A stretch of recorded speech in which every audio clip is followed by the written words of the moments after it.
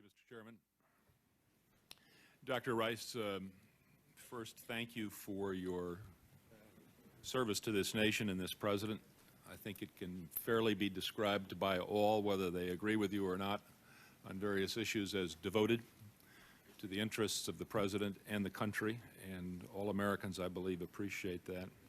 Thank you also for finally making it here. I know there was a struggle over constitutional principles. I don't think your appearance today signals any retreat by the president from the notion that the Congress should not be allowed to hail presidential aides down to the Capitol and question them. We are not the Congress. We are not a congressional committee. That's why you gave us the PDBs. And so we appreciate your appearance, and we appreciate the decision of the president to allow you to appear to not just answer our questions, because you've done that for 5 hours in private, but to answer the questions of Americans who are watching you today. I'm going to go through my questions, some of which have been tossed out because my brothers and sisters asked them before me, as quickly as I can, because we have to depart. And I would appreciate it if you would go through your answers as quickly as you could, but be fair to yourself. I don't believe in beating dead horses, but there's a bunch of lame ones running around here today. Let's see if we can't finally push them out the door. Please describe to us your relationship with Dick Clark, because I think that bears on the context of this. Well, let's just take the first question. He said he gave you a plan. You said he didn't give you a plan. It's clear that what he did give you was a memo that had attached to it not only the Delenda plan, or whatever you want to describe Delenda as, but a December 2000 strategy paper. Was this something that you were supposed to act on, or was this a compilation of what had been pending at the time the Clinton administration had left office but had not been acted on? Or was this something he tried to get acted on by the Clinton administration and they didn't act on it? What was it? How did he describe it to you? What did you understand it to be? What I understood it to be was a series of decisions, near-term decisions that were pending from the Clinton administration, things like whether to arm the Uzbeks, I'm sorry, whether to give further counterterrorism support to the Uzbeks, whether to arm the Northern Alliance, a whole set of specific issues that needed decision, and we made those decisions prior to the strategy being developed. He also had attached the Delenda plan, which is my understanding was developed in 1998, never adopted, and in fact had some ideas. I said, Dick, take the ideas that you've put in this think piece, take the ideas that were there in the Delenda plan, put it together into a strategy not to roll back al-Qaeda, which had been the goal of the Clinton, of what Dick Clark wrote to us, but rather to eliminate this threat. And he was to put that strategy together. But by no means did he ask me to act on a plan.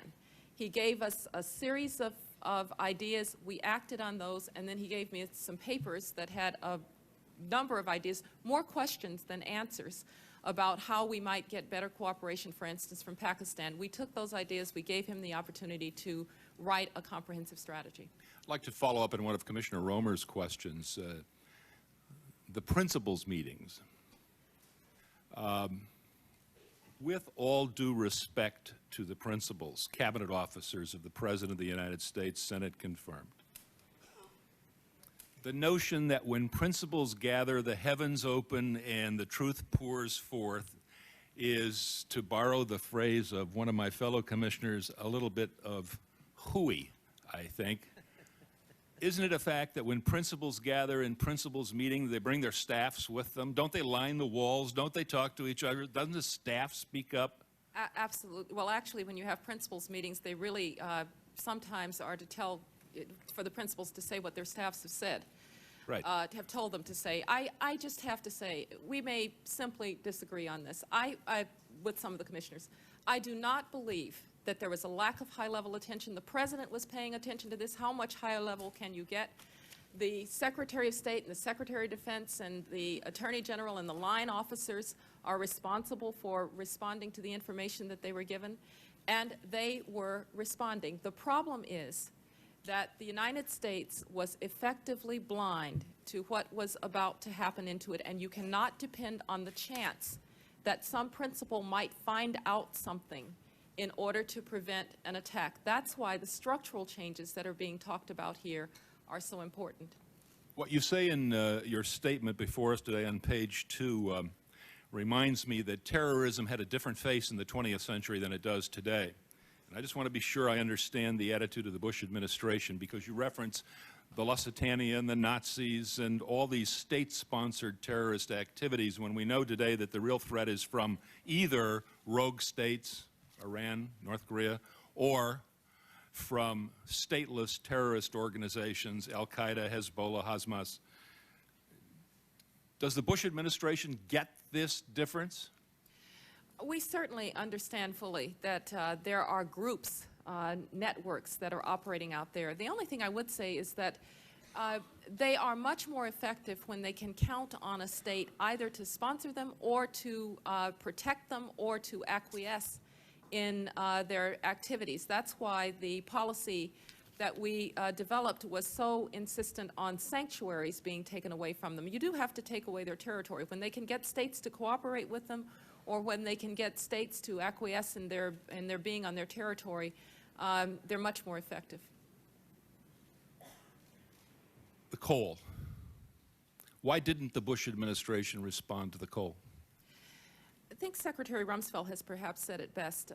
We really thought that the coal incident was passed, that you didn't want to respond tit for tat. As I've said, there is strategic response and there's tactical response, and just responding to another attack in an insufficient way, we thought would actually probably embolden the terrorists. They'd been emboldened by everything else that had been done to them, and that the best course was to look ahead to a more aggressive strategy against them. I still believe to this day that the Al-Qaeda were prepared for a response to the coal, and that, as some of the intelligence suggested, bin Laden was intending to show that he'd yet survived another one, and that it might have been counterproductive. I've got to say that answer bothers me a little bit because of where it logically leads, and that is, and I don't like what-if questions, but this is a what-if question. What if in March of 2001, under your administration, Al-Qaeda had blown up another U.S. destroyer? What would you have done, and what would that have been tit for tat? I don't know what we would have done, but I do think that we were moving to a different concept that said that you had to hold at risk what they cared about, not just try and punish them, not just try to go after bin Laden. I would like to think that we might have come to an effective response. I think that in the context of war, when you're at war with somebody, it's not an issue of every battle or every skirmish. It's an issue of, can you do strategic damage to this organization? And we were thinking much more along the lines of strategic damage. Well, I'm going to sound like my brother Kerry, which terrifies me somewhat, but blowing up our destroyers is an act of war against us, is it not? I mean, how long would that have to go on before we would respond with an act of war? We'd had several acts of war committed against us, and I think we believed that responding kind of tit for tat, probably with inadequate military options, because for all the plans that might have been looked at by the Pentagon or on the shelf, they were not connected to a political policy that was going to change the circumstances of Al-Qaeda in Taliban and the Taliban, and therefore the relationship to Pakistan. Look, it can be debated as to whether or not one should have responded to the coal. I think that we really believed that an inadequate response was simply going to embolden them, and I think you've heard that from Secretary Rumsfeld as well, and I believe we felt very strongly that way. I'll tell you what I find remarkable. One word that hasn't been mentioned once today, yet we've talked about structural changes to the FBI and the CIA and cooperation and Congress. The Congress has to change the structure of the FBI. The Congress has to appropriate funds to fight terrorism. Where was the Congress? Well, I think that when I made the comment that the country was not on war footing, that didn't just mean the executive branch was not on war footing. The fact is that many of the big changes that quite frankly, again, we were not going to be able to make in 233 days. Some of those big changes do require congressional action. The Congress cooperated after September 11th with the President to come up with the Patriot Act, which does give to the FBI and the CIA and other intelligence agencies the kind of ability, legal ability, to share between them that was simply not there before. You cannot depend on the chance that something might fall out of a tree. You cannot depend on the chance that a very good customs agent who's doing her job with her colleagues out in the state of Washington is going to catch somebody coming across the border of the United States with bomb-making materials to be the incident that leads you to be able to respond adequately. This is hard because, again, we have to be right 100% of the time. They only have to be right once. But the structural changes that we've made since 9/11 and the structural changes that we may have to continue to make give us a better chance and in that fight against the terrorists. I read this week an interview in Newsweek with your predecessor, Mr. Brzezinski. He seemed to be saying that there is a danger that we can obsess about al-Qaeda and lose sight of equal dangers. For example, the rise of a nuclear state, Iran, in the Middle East, and their apparent connection to Hezbollah and Hamas, which may forecast even more bitter fighting, as we're now learning, in Iraq, or the ability of Hezbollah or Hamas to attack us on our soil within the United States in the same way al-Qaeda did. Are we keeping an eye on that? We are keeping an eye and working actively with the international community on Iran and their nuclear ambitions. I think that one thing that the global war on terrorism has allowed us to do is to not just focus on al-Qaeda, because we have enlisted countries around the world saying that terrorism is terrorism is terrorism. In other words, you can't fight al-Qaeda and hug Hezbollah or hug Hamas. That we've actually started to delegitimize terrorism in a way that it was not before. We don't make a distinction between different kinds of terrorism, and we're therefore united with the countries of the world to fight all kinds of terrorism. Terrorism is never an appropriate or justified response just because of political difficulties. So yes, we are keeping an eye on it.